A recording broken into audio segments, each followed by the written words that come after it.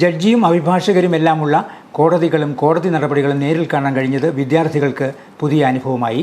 കോടതി മുറിക്കുള്ളിലെ ചൂടേറിയ വാദപ്രതിവാദങ്ങൾ കൗതുകത്തോടെയാണ് കുട്ടികൾ കണ്ടത്. കോടതികളെയും കോടതി നടപടികളെയും വിദ്യാർത്ഥികൾക്ക് പരിചയപ്പെടുത്താൻ ലക്ഷ്യമിടുന്ന സംവാദ പരിപാടിയുടെ ഭാഗമായാണ് ഈരാറ്റുപേട്ട ഗവൺമെൻറ് ഹയർ സെക്കൻഡറി സ്കൂളിലെ തെരഞ്ഞെടുക്കപ്പെട്ട 30 വിദ്യാർത്ഥികൾ വിവിധ കോടതികൾ സന്ദർശിച്ചത്. പാലാ കോടതി സമുച്ചയത്തിൽ നടന്ന യോഗം കുടുംബക്കോടതി ജഡ്ജിയും Meenachil taluk legal service committee ചെയർമാനുമായ ജസ്റ്റിസ് അയൂബ് ഖാൻ ഉദ്ഘാടനം ചെയ്തു. ജഡ്ജിയുമായി വിദ്യാർത്ഥികൾ സംവദിച്ചു. പങ്കെടുത്ത വിദ്യാർത്ഥികൾക്ക് ബാഡ്ജുകളും നിയമപഠന പുസ്തകങ്ങളും വിതരണം ചെയ്തു.